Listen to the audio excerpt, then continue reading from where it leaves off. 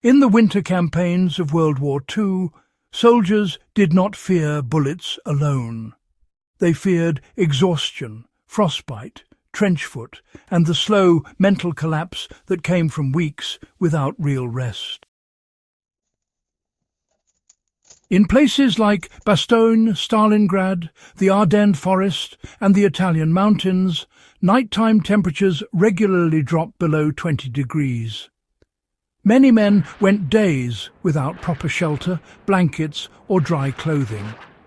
Sleep, which civilians take for granted, became a dangerous act. Close your eyes the wrong way, in the wrong position, with the wrong preparation, and you might never wake up.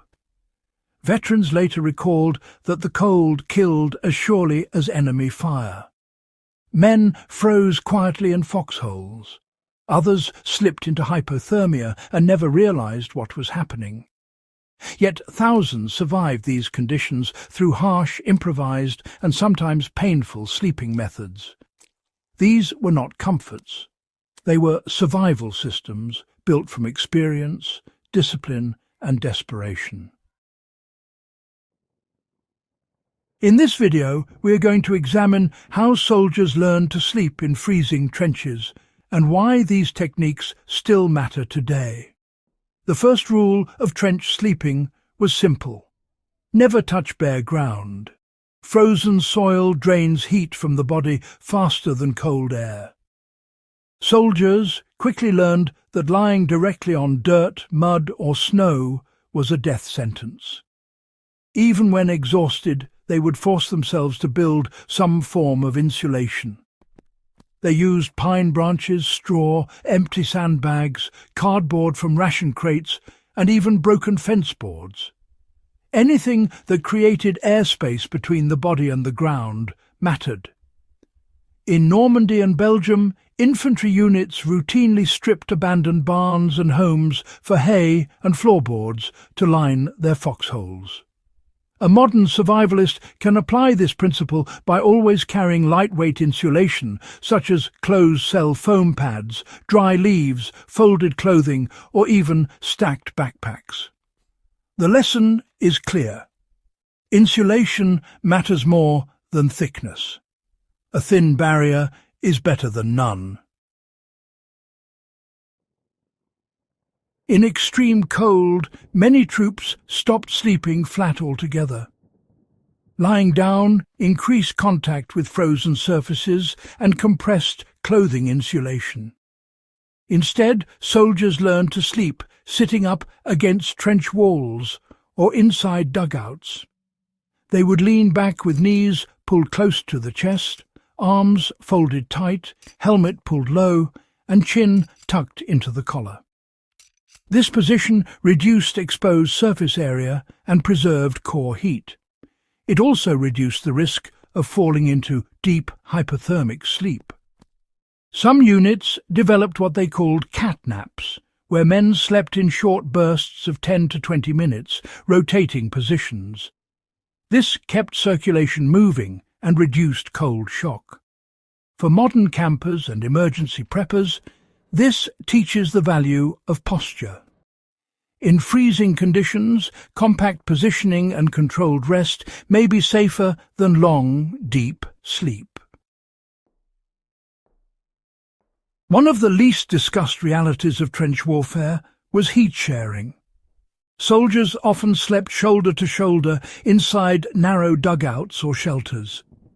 In extreme cases, two men would press back to back or lie side by side under a single blanket. This was not about comfort. It was about survival. Two bodies generate nearly twice the heat of one. Shared warmth could mean the difference between frostbite and function. In the Ardennes, American and German troops alike reported piling into shallow bunkers like cordwood during blizzards. Rank and pride disappeared when survival was at stake. Today, this principle applies to disaster shelters and winter emergencies. When heat sources are limited, shared warmth remains one of the most effective tools available. Frozen feet ended more combat careers than bullets. Trench foot, frostbite and gangrene spread rapidly in wet, cold conditions. Soldiers learned that sleep was the most dangerous time for foot injuries. Before resting, men changed into dry socks whenever possible. If dry socks were unavailable, they removed wet ones and wrapped feet in newspaper, rags or spare shirts. Some rubbed feet vigorously to restore circulation before sleeping. Many slept with boots loosened, but not removed. Completely removing footwear risked frozen leather that could not be put back on. Loosening laces allowed blood flow while keeping protection. Modern outdoor survival still follows these rules. Dry feet are survival feet. Change, air and protect them before rest. Cold weather made equipment brittle and unreliable. Rifles froze, bolts jammed, oils thickened. To prevent this, soldiers slept with weapons inside coats or against their bodies. Grenades, magazines, and water canteens were also kept close. Water froze quickly if left exposed. A frozen canteen meant dehydration. Gear was arranged around the body like a defensive shell. Blanket on top, pack on the side, rifle inside, boots nearby. Everything had a place. One of the most dangerous moments in cold survival is the desire to give up. Hypothermia creates drowsiness and false comfort. Soldiers were trained to recognize this danger. Units enforced wake-up checks. Men shook each other awake. They monitored speech, movement and awareness. Slurred words or confusion triggered immediate action. Some soldiers chewed on leather straps, sang quietly, or recited prayers to stay alert. Mental engagement kept blood flowing and consciousness active. In modern cold emergencies, maintaining mental activity remains critical. Staying alert can save your life. These techniques were not historical curiosities. They are practical systems developed under the worst conditions imaginable. Hunters, campers, power outage survivors, and rural homeowners can all benefit from them. Insulate from the ground, control posture, protect extremities, share warmth when necessary, keep gear functional, maintain mental discipline. For example, during winter blackouts, families can sleep in one insulated room, line floors with blankets, sit upright under layers, rotate rest periods and monitor each other for hypothermia symptoms. These are not old-fashioned tricks. They are proven survival systems. World War II soldiers learned to sleep in conditions that most people today would consider impossible. They did it without modern sleeping bags, heaters or insulated shelters. They survived through discipline, adaptation and hard-earned experience. Their methods were brutal, uncomfortable and exhausting.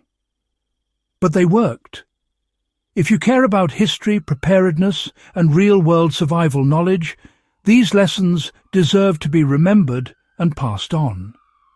If you found this guide valuable, make sure to subscribe to the channel, share this video with fellow history and survival enthusiasts, and help keep this forgotten knowledge alive for future generations.